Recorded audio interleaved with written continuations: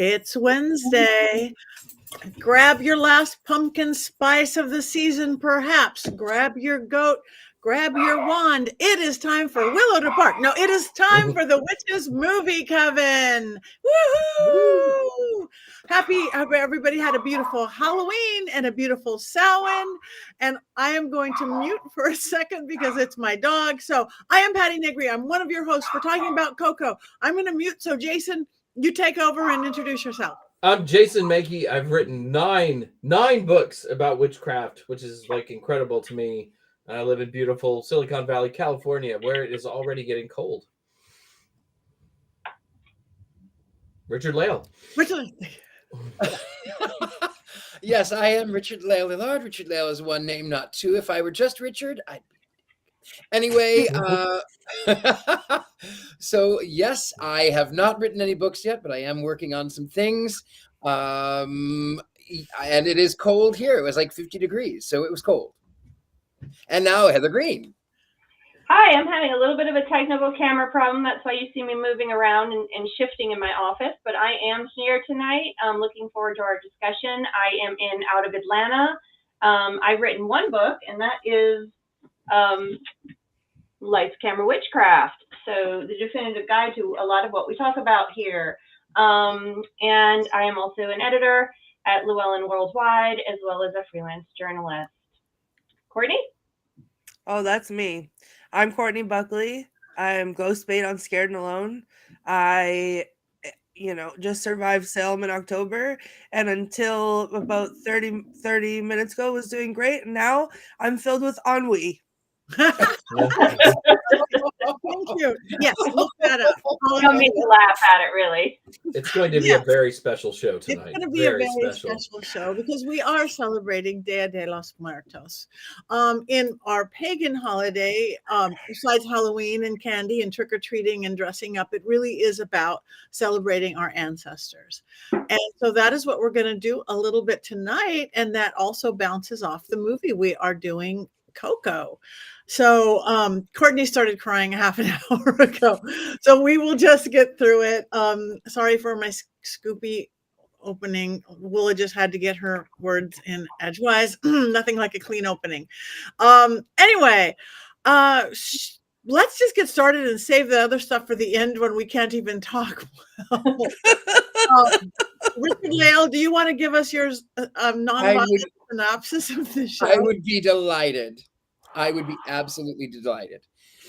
So, as you know, I loathe Disney until this one, and I'm not going to give any more opinions, excepting with the fact that I'll tell a little brief interlude. I was coming back from my visit in Ohio, in Atlanta, and this fellow, I'm watching Coco on the plane. I'm watching it, and I just finished as we land, and I'm crying like a baby. I'm dressed in my signature blacks and reds, and this fellow with this very thick accent makes his way to the back of the plane to use the facilities, and then he crosses in front of me and he says, "Hey, are you a satanic priest in the Church of Satan?" And I said,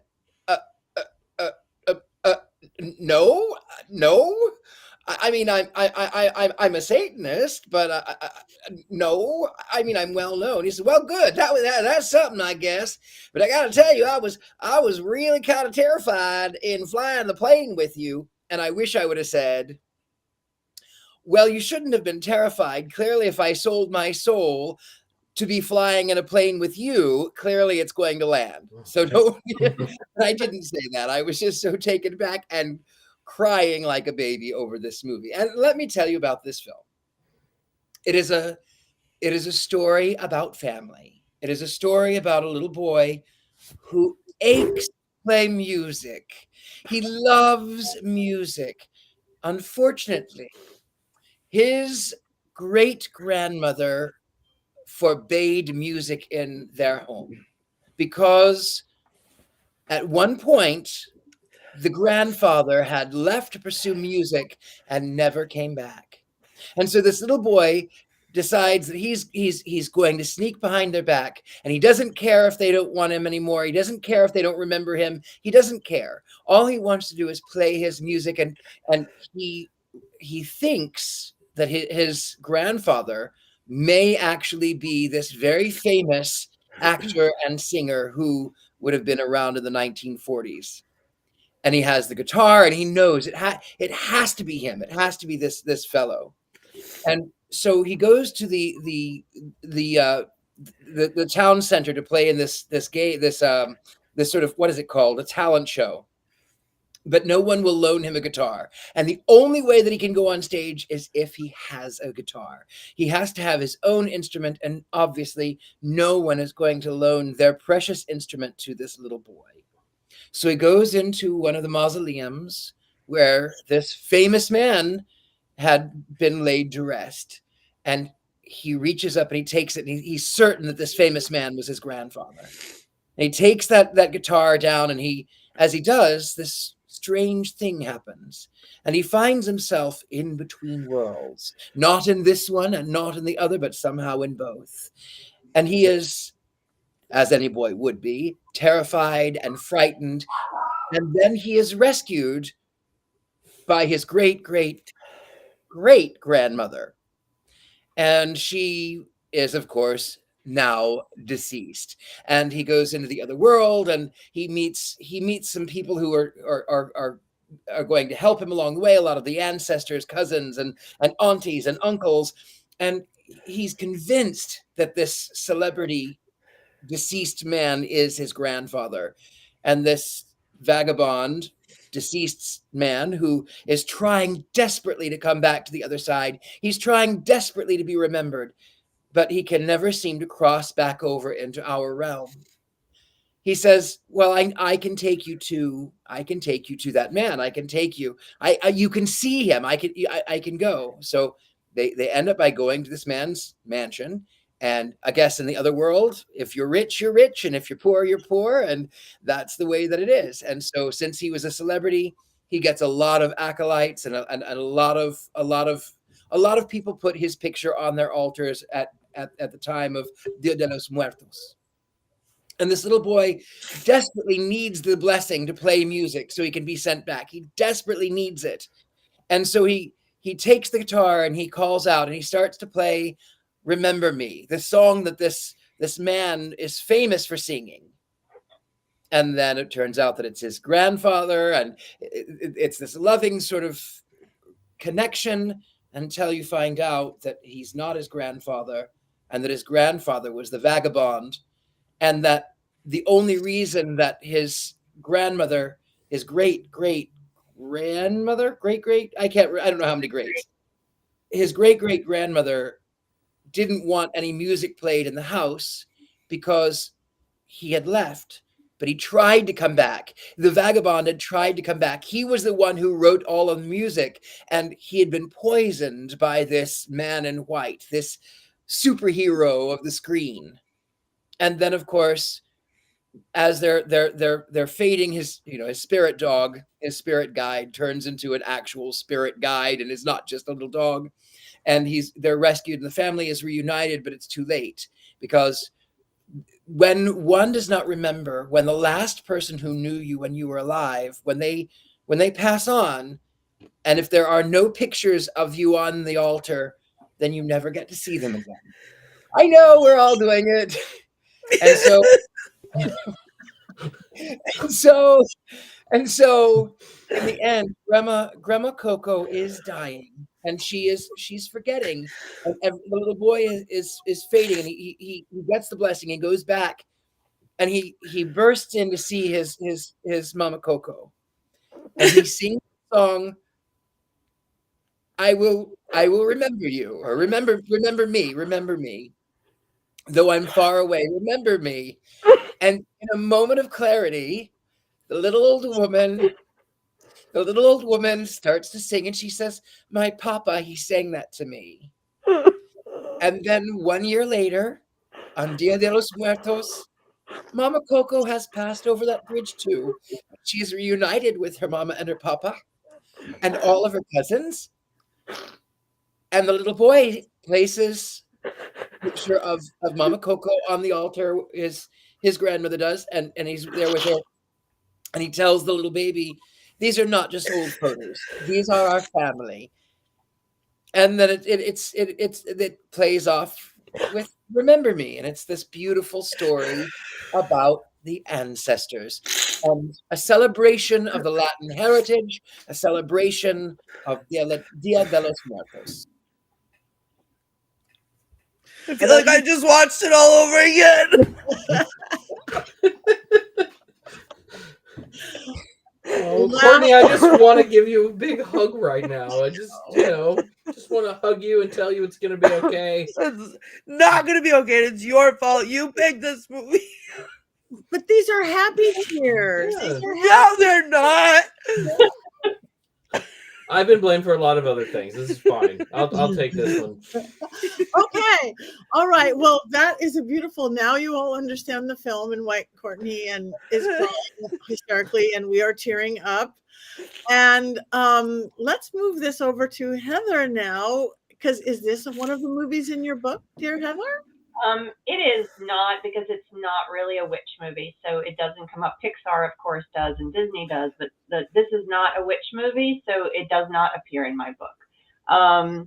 It's a movie that definitely touches people that are pagan, because there are similar practices with, this holiday and paganism, certainly Samhain, and there are a lot of other cultures around the world that celebrate ancestors at this time. So this is one of those. And I actually did an article on the holiday by and interviewed Laura Gonzalez. She is a witch, lives in the Midwest, but she is originally from Mexico, born and raised. She's also of an indigenous heritage. So she celebrates Day of the Dead, as well as Samhain, as well as Halloween, as well as the indigenous practices from her culture that led to the actual Mexican Day of the Dead too. And so it was a fascinating interview, and I have that. I have posted that on my social medias if you guys want to read that. So it's really fascinating how all of that works out. I also was fortunate and got to work on, and just show this little book here. This is, there's a link to my story at the top. If you see that little QR code, you can link to it, and you can go right to the story. But this little book I also worked on, I'm trying to get it on the screen, The Day of the Dead, Llewellyn's little book of the Day of the Dead. It was written by Jaime Arones, and he is born and raised in Mexico City, still lives there. He's also a witch, but the practices in here, he talks about the ofrenda. He talks a lot about the stuff you see in the movie. And legit original Mexican original, and it's a great, if you really want to see recipes and how they practice and all the various things, this had it. And so I was fortunate enough to work with him on that, so I got a real good look at that, which was nice, because I got to understand the movie that much better, and some of the words they were using, some of the reasons they were doing stuff. And so what's nice about this movie is that Pixar did go to the lengths to have people from these cultures working on the films, from the writers, actors, all over the place. They did that on purpose, and that's something that Disney started doing in the 2000s. We started to see them really trying to stretch their boundaries and go from what they were doing back in the 90s and earlier, which was mostly white European stories or with white characters for the most part.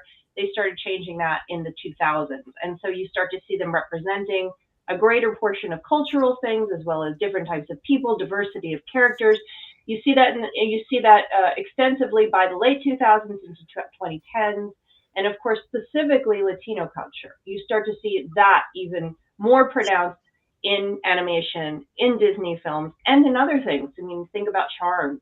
So we really get to see that, the remake of Charmed, excuse me. You get to see that in Disney's Owl House. You see it in, also we had the Book of Life, which was done before this one, I think, which is largely pan compared to Coco. So you really start to see more and more interest in representing Latino culture and other cultures other than the European base, especially witchcraft and stuff like this. So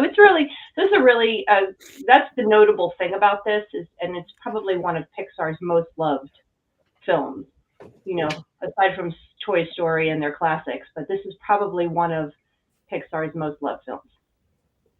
So I try to take that away from the tissue discussion. We can get to the tissue stuff later because then I'll tell you all about my reaction. But that's just some basic stuff of what this is. Okay. It is beautiful. Courtney, while you're breathing, do you want to go first? Sure. So, in my own defense, the reason I'm this hysterical about it is because I literally just finished watching it again before we came on here. So I hadn't yet finished sobbing from that, and then we came on here, and then there was it's just a lot. So when I first saw this movie, I saw it in theaters, and I think I've told you guys before on here that one of me and my son's Thanksgiving traditions, we created our own Thanksgiving because neither one of us likes turkey or Thanksgiving food, so we'd go to the movies and we have like a cinematic adventure. And every year, like Disney or Pixar puts out a movie, so there's always something family to watch.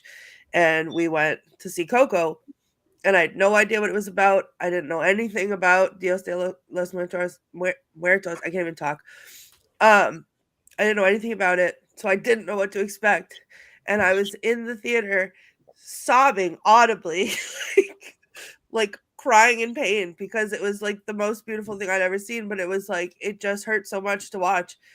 And I don't know, I love it, and I've watched it since then a couple times, but every single time it gets me, and it gets me in the same spots. And I think like my anxiety, which lives in like doom and gloom land, like when they start talking about the final death and people forgetting them all together, like I just start literally just like my insides come out. I'm crying so hard. And then when Hector gets through and he can come home and visit on the Day of the Dead, like he finally gets to get what he wants, and that makes me emotional. But I think the worst part is Mama Coco, and by worst I mean best, but the worst part is when Mama Coco, when Miguel is singing to her and she starts to come back and she's remembering, and then at the same time, that's so beautiful, but at the same time you realize that like Hector's being remembered, and you've fallen in love with Hector, and Hector's being remembered, and like it's just so hard to not think about all of our loved ones and try so hard not to forget them, because what if that's what it's like? I'm sorry, I'm a mess. It's okay. Oh God, I can't ever, Jason, I will never forgive you. Next time it's my turn to pick something, I'm picking Sword in the Stone, and I don't want to hear anything about it. Do it. No. Okay. I will go next. I am not crying. I loved it. What is weird though, and you guys are, everybody's gonna hate me for this, I am sure. I am not an animated film person. There is absolutely no logical reason for it. If I watch one, I go, oh yeah, that was good. But I have probably never in my life gone to a theater to watch an animated film. I'll watch it when it comes back to TV and it's on, my small phone. I absolutely fell in love this one because the characters were real to me. Different, not about the animation in itself, which was amazing and beautiful, and the depth and the colors was like you wanted to live there. But it's really like everybody had a life. All the characters, the relatives, the children, the family, the dead, the living, the dog. Everybody had a story that before you had a complete story before, during, and after the movie. And that really, really impressed me. And it made me very happy to watch it. And the music, I just fell in love with the music, the guitar, the music. It just, you want to play the soundtrack when you're stuck in traffic on the freeway. And so it maybe allow it to change my mind just a wee little bit about animated films in general. So that's it. I mean, it's so funny because we all know Sebastian, my friend Father Sebastian, King of the Vampires, when he talks, when he talks about vampire culture and our magical belief system, which is extraordinarily the same as your basic Wiccan structure. Basically, it's elemental, it's deity based. But he uses the movie Coco to explain afterlife of the vampire culture. I mean, he literally uses the movie Coco, and I thought that was pretty funny for ever and ever and ever for regular, Muggle type to understand it. So I thought that was pretty cool too. So anyway, that's my thoughts. It changed my thoughts on animated in general because they weren't animated. They were animated characters for animated characters. That's it.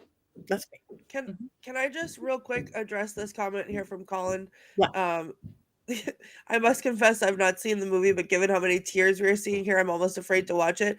Please do not be alarmed. I only feel feelings one day a year, and apparently this is it. So all of my feelings of the year are seeping out of my cold dead heart, and that is why I am hysterical. So don't be afraid to watch it. You should absolutely watch it. It's really good. And they're happy. To me, they're happy tears. They're happy tears. Mine hurt. I get where you're coming from with that, but this hurts me so much because I have a hard time with death. I have people that have passed on, but I worry whenever I think about moving on, I worry about leaving my son behind. And this makes me feel like there could be a way for oh God, here we go. I can't even talk, but that's where I go. And then so that breaks my heart to even think about. So this is it's painful, but it's beautiful, but it's painful. And I just, I hope that is what it's like. Because it's beautiful.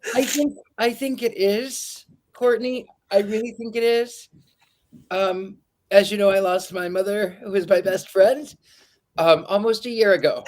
So I understand. And when Mama Coco is remembering, it reminded me of the last phone call I had with my mother. And they said, Mama, do you know who that is? And she got real happy. And she says, of course I remember who that is. I know who that handsome man is on my phone looking like the president. And so some of my friends now call me Mr. President because my mother, that was the last thing my mother said when she was on this side. When she had passed away, I knew it was going to be 3:00 in the morning. I knew it was going to be 3:00. I just knew it. And I normally turn my phone off, but I knew it was going to be 3:00. So I turned it on, and at 2:57, my nephew called me. And I said, thank you. I knew it was coming. Thank you. And the next day was really, really hard because she was my best friend. And then I woke up at 2:57 the next day, and there was my mother standing in the blue light. And there she is with my dad. That was their wedding photo. And she was there standing in that blue light. And she bent down and she kissed me on the forehead, and she tucked me in, and she walked off toward the end of my bed. And I thought, okay, I know that was my mother. I'm not going to tell anyone because they'll think I'm crazy. I'm just going to let it go. But then my friend, Lauren Morgan Richards, said, I think your mother came to me last night in a dream. And she said that there are 2 holes in the wall, and I think they're windows. I said, well, I live on the 3rd floor. So yes, those 2 holes are definitely windows. And she says, you have a very large mirror that she's worried about. And I went, yep, that's my mother. And she says it's really dark and she wants the windows open. I went, yep, that's my mother. She had to have big, big open windows everywhere. And he said, and under that mirror, there's the book that she used to read you when you were a baby, but there's something that's missing. I said, yes. We had an argument about who I am about 2 months before, and I had taken the teddy bear she made me and I put it in storage, and I haven't gotten it back. He says, no, that's okay. It's fine. She says, it's okay. The one thing, though, she wants you to know is that she loves the owls by your bed. And I went, owls by my bed? What? I don't know. He says, well, it was like in a book. I said, well, I have magic books. I said, well, I don't know what that is. He said, you'll think about it. Well, the next day I was giving a reading and I turned over a card. And then I realized, yes, there are owls by my bed, but that's not the one she was talking about. It was that one. Oh.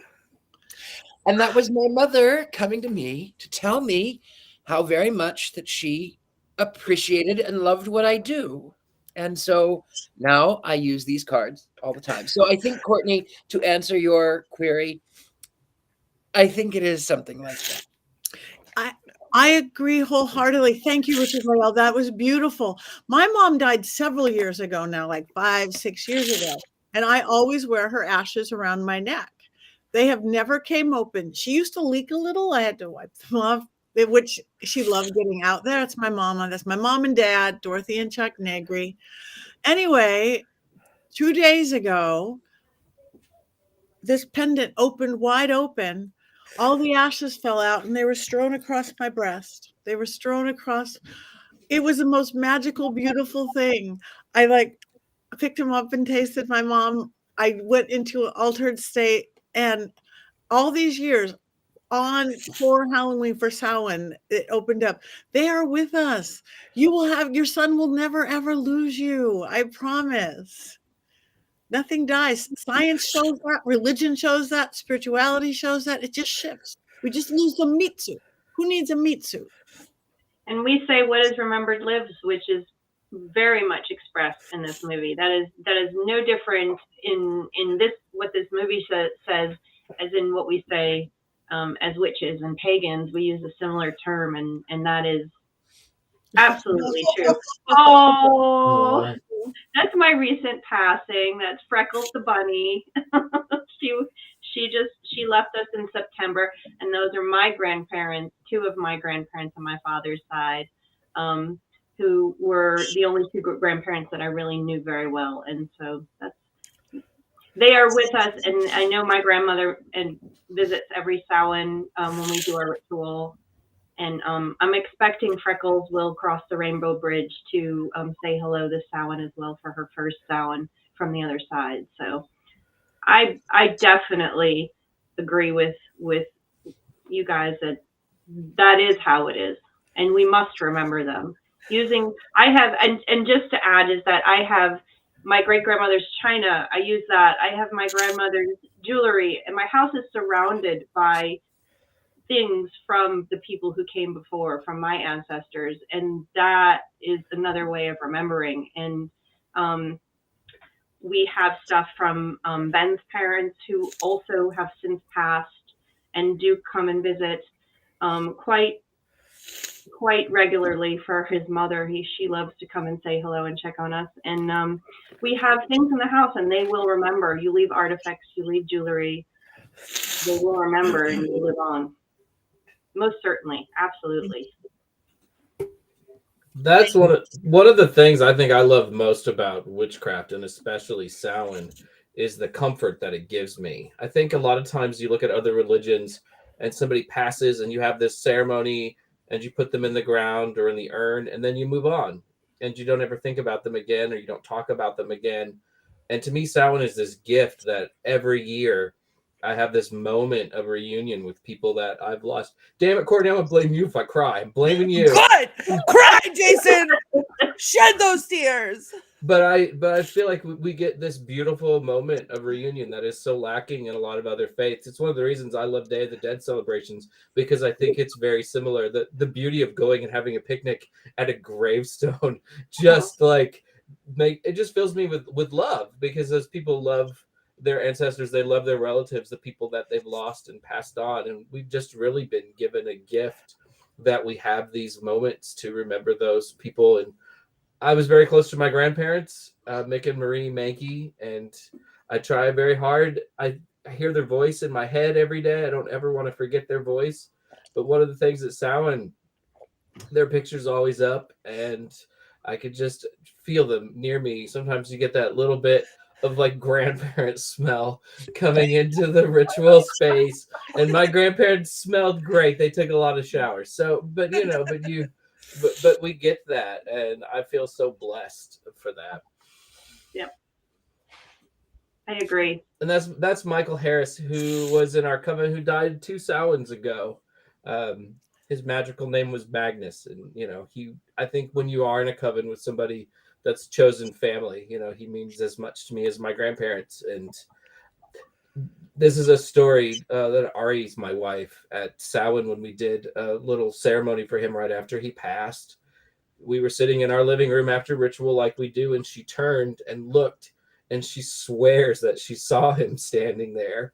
And I think she did, because I think he knew what we were doing and wanted to be close to us. Yeah. There's a book I worked on by Shelley Kerr. She has a podcast, and she does a lot of ancestral healing work and past life regressions and stuff like that. And she has one where you do ancestral, I think it's genealogy, various forms of past life therapies and modes to connect with ancestors, whether they're biological or not, doesn't matter, to connect with your family ancestors and to heal either the relationships you had in life with them or in life that they had if you didn't know them forever. And she does this kind of work. And I think one of the things about this movie this time, because I hadn't worked on the book the first time I saw this movie, but this time, one of the things that really touches me is the healing that happens with those who have passed between them. And so one of the first times that, like I was saying before we started, that the first time that I start to cry at this movie, because I am also just bawled from pretty much the end third of the movie, just cry it right out. The first time is actually when Hector, when the wife or the great grandmother is lifted up on the stage by accident.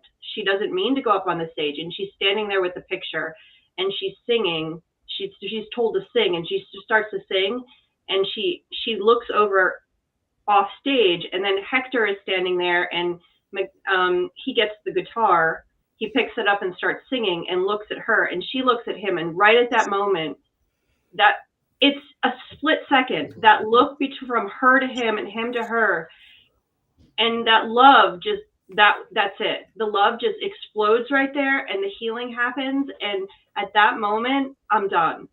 And, I'm tearing up thinking about it, but it's this moment of pure romance, of pure love. And that these two people who have passed, who had trauma in their real life and then trauma into the afterlife, have now healed. And so that reminds me of what Shelley does, that you can also work on healing with them. And that these ancestors can heal their traumas, whether they involve you or not, and you can be a part of that beauty. And that's another thing that Miguel did for his ancestors. He brought healing to his ancestors, which is something that actually that can be done. It's a fascinating book, and I was just, when I saw the movie, I was like, oh my goodness, look at it! Look at them portraying that. Another beautiful part of Day of the Dead and our Samhain rituals, like Jason said, are so similar, and it's cathartic, it's spiritual, it's for me, like Jason said, it makes me feel more comfortable. It makes me feel more grounded and connected, and also okay with death, which is the whole point of Day of the Dead. It's okay. I think Jaime says it. He says, we name death, we call it, we're not afraid of it. That's the whole point of the holiday. It makes me okay with it. So, not that the sadness goes away. The sadness is good, though. The sadness says that we love people and we care about them, and it lets them know we're remembering them. I mean, I find joy in the sadness, as weird as that phrase might sound. Can I share my people? Yes. Yeah. So, I think part of why this movie, and I think you hit the nail on the head, Heather. I think part of why this movie gets to me as much as it does is because Mama Coco reminds me of my Nana. And my Nana was, there she is. She's beautiful. My Nana wasn't nearly as old as Mama Coco, but she was loved just as much. And she was like my mom, and I lost her when I was like 17. And I think I used to, I have to agree that like I do see things, I do see people carrying on, because like when she passed away, she had cancer for a long time off and on, and um she she had a wig, and she didn't have any eyebrows, so she would draw on her eyebrows, and she was so meticulous about her makeup, and she would never leave the house, not even to get the mail, unless her face was on. And a couple days before she left us, she had a doctor's appointment, and she was too weak to put her makeup on, so my mom did it for her and sang her that song, I'll Say a Little Prayer for You, where they sing each morning I wake up before I put on my makeup, and they were crying. And then she passed at home. She left very fast, but she passed at home, and she waited for everybody to come and say goodbye to her, and she was catatonic. And on her last day, we had like a little radio playing softly, and I was holding her hand, and in her last moments, she opened her eyes, she looked at me, and she squeezed my hand, and I called for my mother, and my mom came in, and there was like 8 of us in the room, and she took her last breath, and she left, and it was beautiful, which scared me. But at the same moment, that song came on the radio, and every single time I need my grandma, that song plays from somewhere. Like, I was in basic training for the Air Force. We don't have radios. We're not allowed to listen to music. And I would be thinking about how I couldn't go on. I couldn't keep doing it. I couldn't do it anymore. And someone in the shower would start singing it. And nobody knew that story.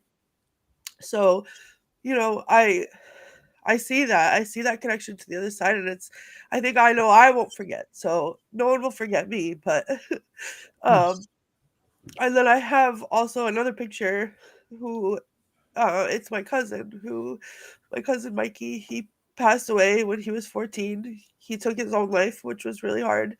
And he's been gone longer than he was here, but he's still such a big presence in my heart.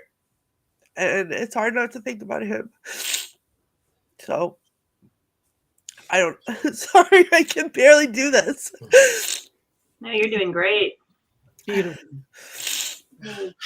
Okay, thank you. As you guys can see, we did submit family photos today. We are doing our version of this, so that's why pull out your family photos, you guys. Maybe light a candle, talk about it, talk around the dining room table. Share your family members' names in the chat so we can honor them with you. Yes, we would love to do that. Okay, back to the movie, or whoever wants to go next. Well, I'll share that we are doing our Samhain celebration tomorrow, and we do something very similar where we have our altar with all of our family photos. And we actually this year invited my parents to join us. They usually don't. They're going to come this year because they're curious. And so we should be doing this again tomorrow. We do it in the which way. Obviously, we are not from Mexican descent, so we don't try to take those. We don't do it as a Day of the Dead, although the concept is similar.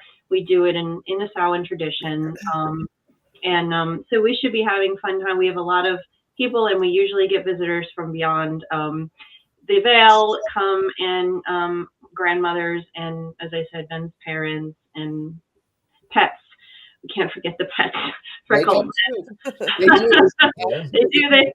They come, and also we will be honoring a woman that gave me and blessed me with a number of dolls for that she was a doll restorer, and she passed in January, and we will be bringing her name in too. And I expect that she also will not be forgotten. Every one of the dolls here has her energy, and it will not be forgotten. So it's a powerful movie that really it's one that you could almost watch as a ritual every year to help, I think. Yeah. There's really an energy this time of year, and there's a debate going on TikTok whether the veil between the worlds is a real thing and does it really thin. And some people cite, the ancient Irish Celts, like that's not what they did when they were doing Samhain 2,000 years ago. And we really don't know a lot about what they did. But if you look around the world at this time of year in the Northern Hemisphere, you see lots of different groups honoring the dead. There's just something in the environment. There's some sort of energy that we can all feel.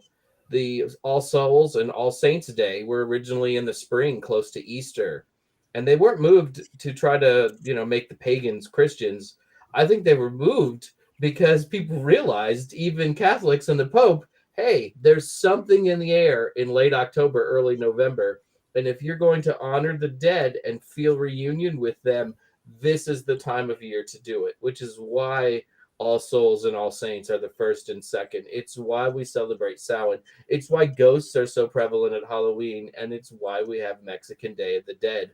I think the fact that all of these different holidays and all these different traditions exist near the same point in the calendar is just not a coincidence. They rose independently, and it's because there's just something about this time of year. And I think you can tie that in, and which is Laura Gonzalez ties it into the indigenous one. It's fall, it's autumn. Mm-hmm. The reason for the season, the leaves are falling, the nature is going dark. It's becoming. It's going into itself. That, and I have owls. It's hooting season here, so the owls are hooting constantly. So there's the connections, and I'm bringing that up because owls are connected to this time of year. Mm-hmm. There's a reason for it. Owls are hooting. They're actually finding their nesting areas. They're not doing it for any kind of ghosts or anything, but they're hooting a lot. So my point is that I think the reason for the season, the reason that the veil is thin, as we say, is because nature's also shutting down. It's not a coincidence, just like you said, Jason. It's not at all. No. Nature is connected to this as well. Absolutely, it is. Just to go on that point of why it would be moved All Souls Day and All Souls Eve, why it would be moved to this time of year. It's all the leaves have started to turn brown. It's the fading.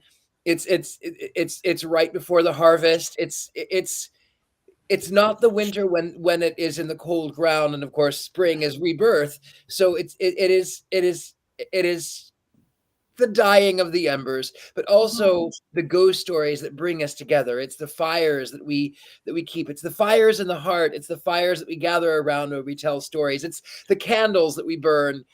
It really is all about that time of the year. It is. It's all connected. Yeah, it's the time to come inside, even following the wheel of the year. Like you were saying, the spring, we're coming out, we're out, and now we're going in deep. It's ancestral work, lighting the fire. It's just, I'd love to know why this is my favorite time of the year then, if I have to be so emotional about it when I don't like being emotional. Well, in fairness, Courtney, you have a doll that you don't think is a doll when it's clearly a doll.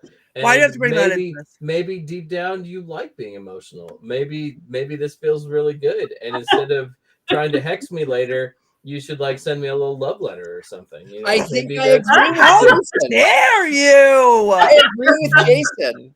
I do too. I don't want to feel things. It's too much. I've been crying now for an hour and a half, and it's really a problem. But you know what? You've also laughed several times. Crying is so important. So salt has healing properties. If someone is a marathon runner and they take a salt bath, it absorbs that pain. In witchcraft, we use salt circles. We use salt in our spells. We use salt.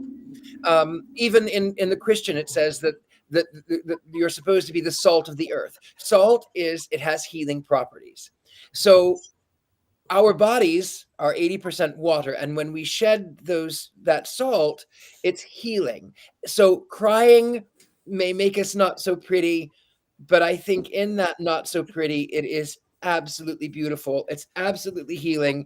And I think that it is so imperative that we allow ourselves, it doesn't matter male or female, young or old, it doesn't matter who we are, We must allow ourselves to cry because it's healing.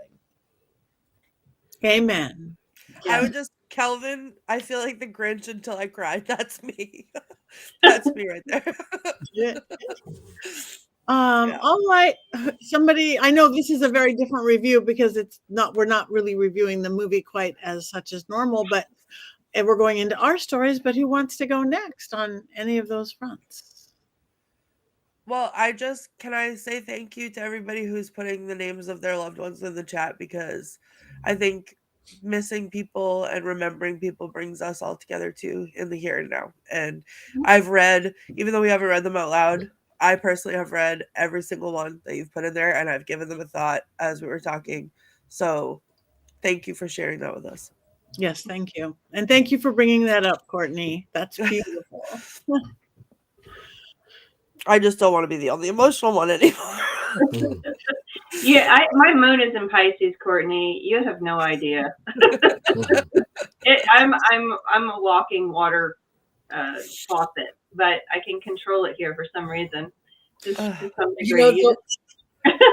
Courtney, like your song though, that comes on that reminds you of your Nan.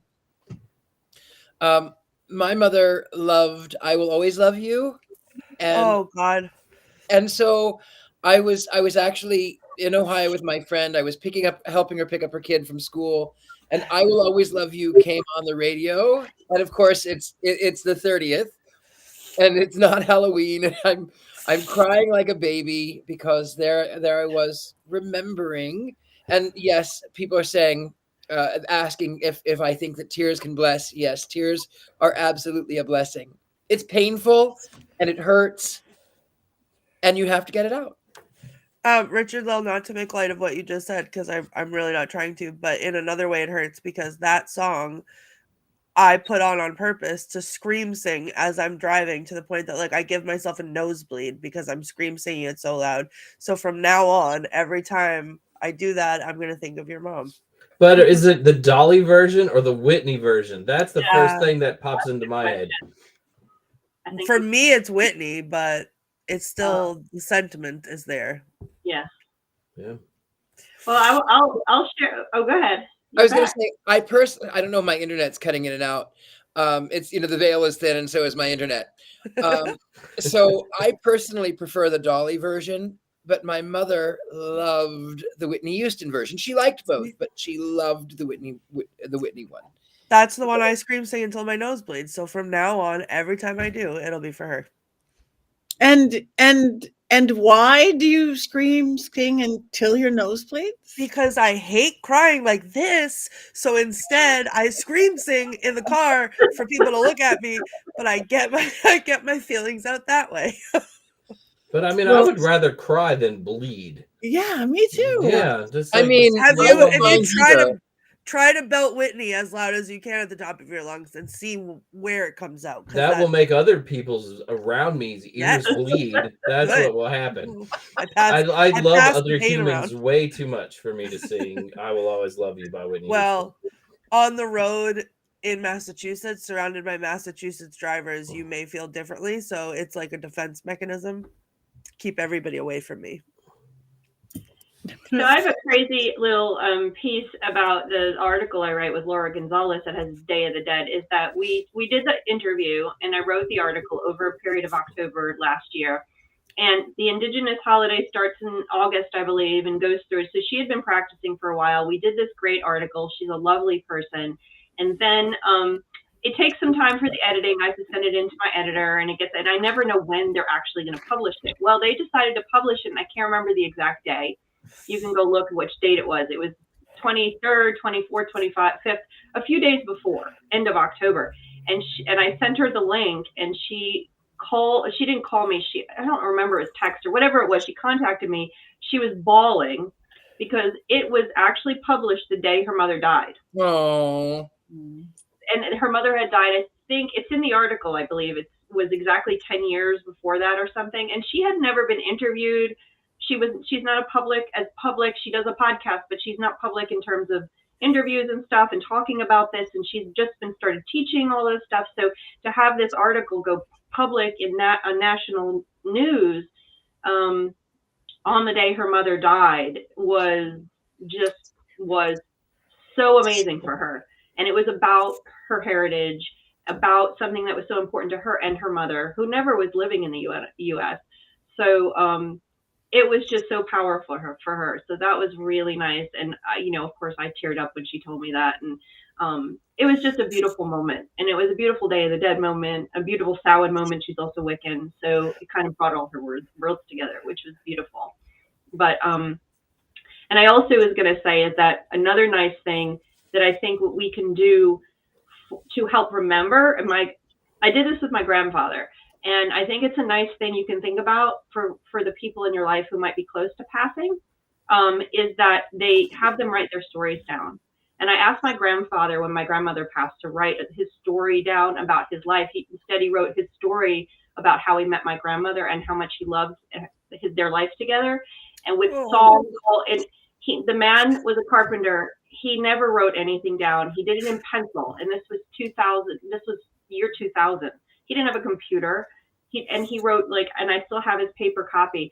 Ask your grandparents, your parents, elderly, hear their stories, listen to them now, write them down, because as an advocate for genealogy and just as a storyteller, write them down, because it's one way you can remember them. You can tell their stories in their own words. And that story is one of the most beautiful treasured things I have of all of the things I have from my grandparents, because I have to. Yeah, there you go. That's my grandpa. He wrote it about her. They got married in the late 30s, and she died in the 99. He died in 2008. I just want to say that about living. My grandfather. I'm following his footsteps, only opposite, because he was a philosopher, but he was an atheist. He was a psychoanalyst. He was very academic, and he wrote lots of books. He wrote books on religion. He wrote books on sex. He wrote books on beautiful books, not all my belief, but they're well out of print. And not too long ago, I found somebody was illegally printing them. I actually bought a couple, and print on demand, the works of Patti Negri. And I kind of got up in arms about it. And then I went, no, even my grandfather, who didn't believe in any kind of an afterlife, he said, you are remembered by the work you do. There's a big statue of the thinker at his grave and a thing. Because I'm thankful to this person. And one day, maybe I will take it over and republish his works and do something. But until then, I'm thankful for this illegal person doing print on demand, that my grandfather's work's still out there. That's wonderful. All right. I think it is time, looking at the clock and reading our producer's notes, for our movie minute. All right. Now, Coco is not like a great Pixar movie, Bug's Life or Cars 2, 3, and 4. So this was a little more challenging. All right, here we go. I don't mean that at all. Those movies are terrible. Remember back when Toy Story scarred you for life and made it impossible to throw away an old and broken toy, and really to throw away anything else. Seriously, my toys come to life? Those toys have seen me do unspeakable things. Now prepare yourself for Pixar to scare and scar you all over again in Coco, a movie not just about the inevitability of death, but the inevitability of dying a second time and being forgotten forever. By the time Coco is done, you'll be begging your extended family and friends to all begin celebrating the Mexican Day of the Dead, and requiring those friends and family to print out your picture and plaster it all over their homes in case of your demise. Meet Miguel Rivera, an aspiring 12-year-old musician whose family hates music, and I mean really hates music. Instead of listening to music, the Riveras have embraced making shoes and run a small sweatshop in the town of Santa Cecilia, where everyone in the family is forced to work, including poor Miguel. Everyone in the Rivera family is forbidden from even listening to music? Something that is all but impossible. Seriously, how does that work? Does everyone walk around with noise-canceling headphones on? Despite the protests of the Rivera family, Coco has tons of great music, and when the film is done, you'll be singing Remember Me, whether you want to sing it or not. Puzzle at just why the movie is named after the character Coco, a character that has maybe 15 lines in the entire movie. And then, once Coco is dead, really puzzled as to why she is the only spirit in the land of the dead to take the form of a 150-year-old skeleton lady. Seriously, every other deceased member of the family looks like they are in the prime of their lives in the land of the dead. Mine is not having any skin, of course. But Coco chooses to look 150? It's maddening, I say. It's maddening. As you may have noticed, I had to work extra hard to find things to make fun of in Coco because this movie is most excellent. You'll even have your heart stolen by the spirit guide dog Dante, and by the end of the movie, you'll say to your friends, I'm not crying, you're crying. Yay! Courtney has a quote. Oh God, that was funny, and I stopped crying, and now I'm gonna cry again. Thanks, Richard-Lael. Okay, I was crying too hard to take. There was something. Someone said something about a femur, and I got really excited. But it was also during the time that I started to cry, so I lost it, and I tried to look it up, and I couldn't find it anymore. So I only have one quote, and it's beautiful and it's sad. Oh God, it's from the song "Remember Me," which I love and is terrible and heartbreaking, and it's the line that says, "No, make my nose bleed instead of tears come out." Know that I'm with you the only way that I can be until you're in my arms again. Remember me. And it's just like we're all doing our best. And whatever that looks like at the end, we'll all be together. So I thought that was beautiful. And thank you so much, Richard-Lael. And now I'm mad at you, in addition to being mad at Jason. All right. On that so angry note, I guess it is time for us to rate this movie, everybody. Wands up, wands down. And all you beautiful people we love, thank you for listing your ancestors. Thank you for commenting your opinions. Now give us wands up or wands down. It's no Bug's Life. No. Oh, goodness, please. Just kidding. I'd have to turn the light off on myself if I had given this half up. We'd all turn our light off. You should just kick me out and we walk away. My wand today is a skeleton key, a very large one. And this is actually because of Baron Samedi, who is voodoo, not having anything to do with, of course, Dia de los Muertos, but he is the keeper of the keys between worlds. And so my key is up. And he's in New Orleans, as is Baron Samedi. Beautiful. So wands way up. It seems like this may be one of our few unanimous ones. We haven't gotten even a midway wand or a placid wand yet. Placid wand. Yeah. So we are wands up on Coco. Any of you now inspired, don't be afraid to go see it. Your nose won't bleed. Well, mine might. We want to wish everyone a happy, whatever you celebrate, do go celebrate your ancestors. If it's photos or memories or stories, it is how we keep them alive. Anything coming up? It's really fast. We're almost to the end. I am leaving for Michigan. Anybody in mid-Michigan? I'm going to be in Mount Pleasant this weekend.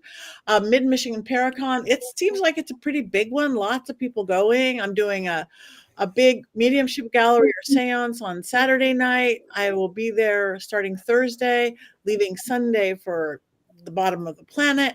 But if in the area, join us. It's going to be a really fun one. And that's it. Lots of other stuff coming in, but follow me, go to my website, like us all on social media, pattinegri.com, and Lael. Yes, I don't really have anything going on right now, but you can remember me Oh, by going to my website, thegentlemanpsychic.com. Also, there are fake people on Twitter and TikTok and all of those. I'll never contact you for a reading. I'm not a Christian, so if I contact you and tell you that I have spirit Jesus or whatever, I don't have a spirit Jesus, but I have a Courtney, something I'm sending to Courtney. I'm so excited. I still have to send you your birthday present from last year. Well, now it's time to give me another one. It's already another year. It's still on my dining room table, if you can believe that. All right, Courtney. That's me. I have just survived October in Salem. I will be sleeping as much as I can for the next week. Then I will be going to Disney, and then after that, the world is my oyster. I will have shed 37,000 pounds from tears because I'm gonna go cry for the rest of the night. And then yeah, that's it. Thank you. And before we're moving on, we want to say sorry. Kane is in a hurricane and their fence is gone. Oh no! So Be sorry. safe. Wish you well. Just stay safe. Fences can be rebuilt, but maybe go metaphorically. Your fence is down. You're going to grow. Anyway, all right, Heather. Hi. Yeah, I'm here doing. I'm not going anywhere in near future. I'm working on with my authors on my articles, and that's pretty much it. And I did have some things to share about this movie that were about the movie itself, but we didn't get to that. So if maybe another time, or maybe not here, but other than that. That's it. Come visit me on my social media, heathergreene.net. You can find them all. I'm on 4 of them now, and I'm doing a new thing called with all the literature for movies this next month. So check out my socials for that. Thank you. Jason. I will be in Las Vegas, Nevada next Saturday for Las Vegas Pagan Pride. My last event of the year. Woo! Patty doesn't know what that's like. I think she always has events, but I'm excited about that. And yeah, if you're out gambling, come say hi. Yeah, awesome. That's been very fun. Everybody went. Oh, I wanted to say that I'm trying to channel Jason's curly blonde locks today. My hairdresser put a cream in my hair that made it curly. I don't have curly hair, and it's just a cream. So I'm trying hard, but I still think he wins. I love it. I think on that note, next week we are doing The Witches. The Witches. So everybody watch The Witches. Now it is 19. What is the year of that? 1993, because you could get it mixed up with something else. The Witches from 1993. I don't think I'm going to be here. Am I? I don't know. And if I'm not, you're in good hands with everybody else. So it is time to cackle because it is time to cackle. We are 7:02. We are late. Witch time, pagan time, Day of the Dead time. 1, 2, 3.